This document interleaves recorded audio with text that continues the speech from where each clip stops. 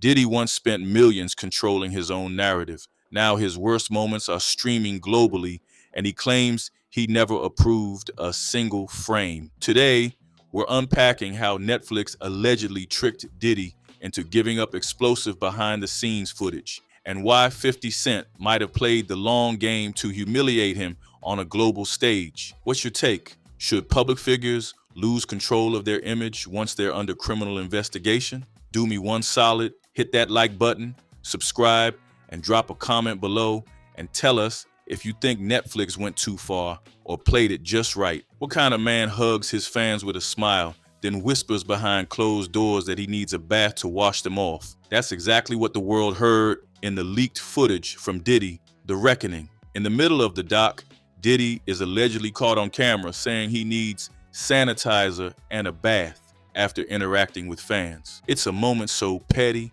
so dehumanizing, it sent shockwaves through social media. Was it real? Did he know he was being filmed? Or was this part of his own private project turned public humiliation? Either way, it landed like a slap in the face to his audience. When a man builds his brand on being of the people, moments like this pull the mask off. That wasn't just a mic drop, it was a mask drop. And here's the wild thing. This wasn't TMZ footage. This wasn't surveillance or paparazzi. This was Diddy's own crew filming him. That raises the million-dollar question. How did 50 Cent and Netflix get their hands on it? For decades, Diddy controlled the media machine like a puppet master, deciding what stories got told and how. But now, the puppet strings just got yanked by 50 Cent, who not only hijacked Diddy's narrative, but allegedly used Diddy's own footage to bury him. Imagine outspending everyone to protect your brand and still getting outmaneuvered by the one guy you dismissed as a troll, because while Diddy played mogul, 50 played chess, and Netflix gave him the boards. The footage came from a previously shelved project Diddy was developing himself, but 50's team got it and cut it into a documentary that makes Diddy look like the villain of his own biopic. The man who built Bad Boy Records is now the bad boy in everyone's Netflix queue. In 2022, two powerful men in hip-hop were quietly cooking up two very different documentaries. Diddy wanted to polish his legacy. 50 Cent wanted to burn it down. Diddy was in talks with Netflix to produce his own version of events, a project full of redemptive spin, carefully curated moments, and selective memory. But when the lawsuits, raids, and federal heat started piling up, that deal evaporated. Meanwhile, 50 Cent's pitch to Netflix only got stronger, because the more Diddy tried to hide, the more valuable the receipts became. One pitch got ghosted, the other got greenlit. Diddy thought he could control the story. Netflix decided to own it. And the result? One of the most damning hip-hop exposés ever broadcast on a global platform, with Diddy as the unwilling lead. Once the doc dropped, Diddy's PR team went into full meltdown mode. They released a desperate statement accusing Netflix of using unauthorized private footage, claiming it included pre-indictment material and conversations about legal strategy. Translation: they're mad the footage made Diddy look guilty before he even had a chance to spin it. But here's the legal catch. Attorney-client privilege only applies when no outsiders are present. If Diddy was being filmed by non-lawyers during legal prep, that protection is void. This wasn't a sneak attack, it was self-sabotage, and Netflix just pressed play. Diddy's rep has been working overtime, spinning crisis after crisis into delusional PR, but the receipts aren't cooperating. In just 10 business days, the publicist has been accused of 5 major lies. That Diddy didn't drink jailhouse toilet wine, that his prison extension had nothing to do with misconduct, that he never requested a bag of unmarked bills, that he didn't throw a feast for 1,000 inmates, and now that Netflix stole private footage. Lies don't age well when the cameras never stop rolling. The more they deny, the worse it gets. This isn't just bad press, it's a credibility collapse. When your official story keeps changing, the audience doesn't just doubt your innocence, they doubt your intelligence. Diddy's next excuse? That the footage was from an unfinished project and never meant for release. On paper, that sounds plausible until you consider the contracts. If Diddy sold the footage or even licensed it temporarily, Netflix may now own full distribution rights. That includes editing it, repurposing it, and recontextualizing it however they choose. And guess what? If he didn't read the fine print, that's not sabotage. That's stupidity. You don't lease your life story, then complain when someone airs it. The unfinished project defense isn't a legal argument. It's a last-ditch PR whining.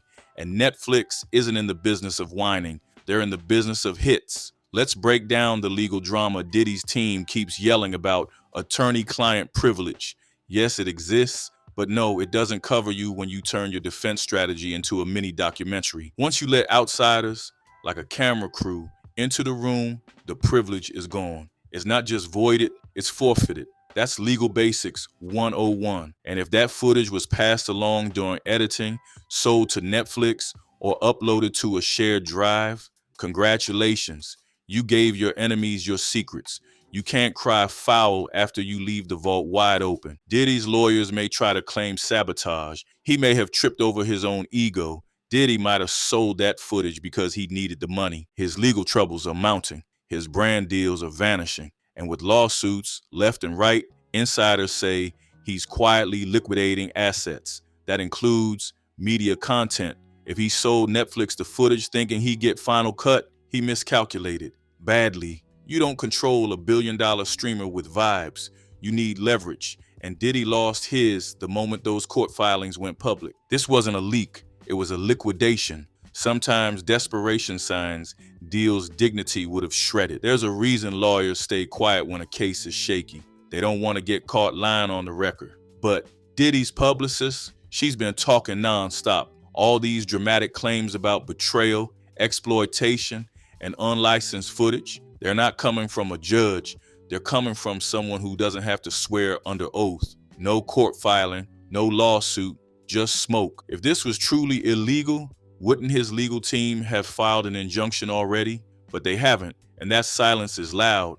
When the lawyers sit out, the damage is already done. Diddy's rep has reportedly been caught in at least 5 major lies in just 10 business days. From denying he threw a 3-way call to smuggling cash into prison to claiming he didn't throw a feast for 1,000 inmates, each statement has unraveled like cheap thread. The Breakfast Club didn't even fact check it. They just dropped the statements raw. And when someone lies about the little things, you can't trust them with the big ones. Credibility isn't built overnight, but it can collapse in seconds. Diddy's team tried painting Netflix as the villain. The claim that the company exploited sensitive footage he never approved. But think about this. Netflix is a billion-dollar juggernaut. They don't air controversial material without rock-solid clearance. Multiple sources believe Diddy handed over this footage during talks for a personal doc project, then tried to yank control when the legal heat turned up. Netflix didn't steal anything. They just repurposed it. In the world of contracts,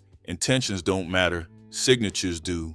Diddy might have signed off on his own takedown. Here's where it gets petty. Netflix didn't just release a documentary on Diddy. They gave executive producer credit to Curtis 50 Cent Jackson. Let that sink in. The man who's roasted Diddy for decades got the keys to the edit room. That's not a coincidence. That's a power play. One theory, Netflix had the footage sitting in legal limbo, and when Diddy backed out, they handed it to his biggest public rival. This wasn't sabotage. This was strategy. They knew 50 would make it go viral, and Diddy had no seat at the table. If you've made it this far, you already know this isn't just a documentary.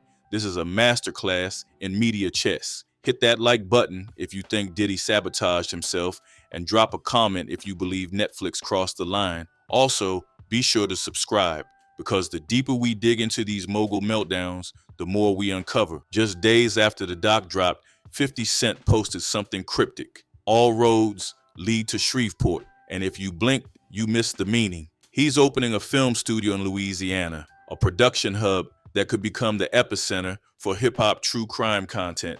Translation? He's not just clowning Diddy. He's building an empire on the ruins. Diddy wanted to direct the narrative. 50 decided to own the entire set. That's not beef. That's a hostile takeover. And Shreveport is the new throne room. Once the lawsuits started piling up and public sentiment shifted, Diddy became toxic.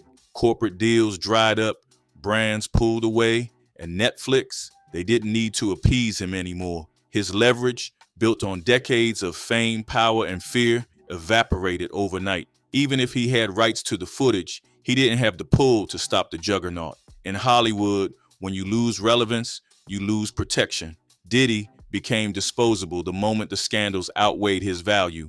No leverage means no mercy. This wasn't just shade, it was a ratings decision. 50 Cent brings viral traction, gritty storytelling, and a fan base that lives for drama. He's proven it with Power, BMF, and his relentless online persona. By choosing him, Netflix guaranteed that Diddy, The Reckoning, wouldn't just get streamed, it would get talked about. He's not a liability, he's a viral machine. And in the world of streaming, controversy equals money. Netflix didn't gamble, they invested, and 50 delivered returns on day one. Diddy's camp released a statement saying Netflix's actions were a personal breach of trust. Really? This is the same mogul who's been accused by multiple sources of manipulation, coercion, and playing puppet master across the industry for years. When he strong-armed people, it was business. But now that he's on the receiving end, suddenly he wants empathy. You can't demand loyalty from a system you used to control. Respect is a two-way street, and Diddy's lane just got shut down.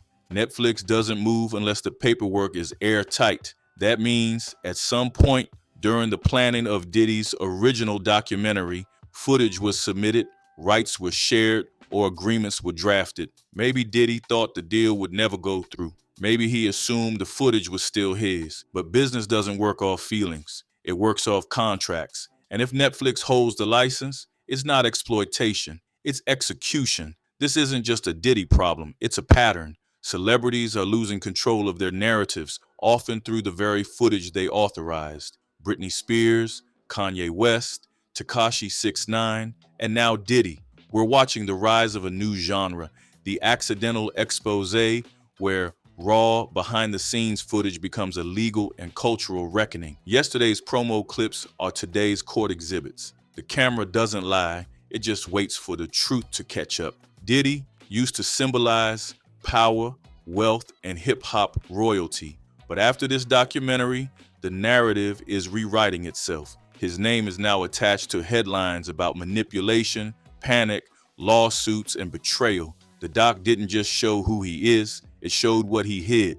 And that shift from untouchable icon to cautionary tale is irreversible. The empire wasn't destroyed by enemies, it crumbled from the inside. Diddy once said, "Can't stop, won't stop." But this time, Netflix didn't just stop him. They documented the fall. From sanitizer scandals to legal freakouts, this is what happens when the footage you once controlled becomes public record. And if Netflix is starting with Diddy, who's next? Hit subscribe.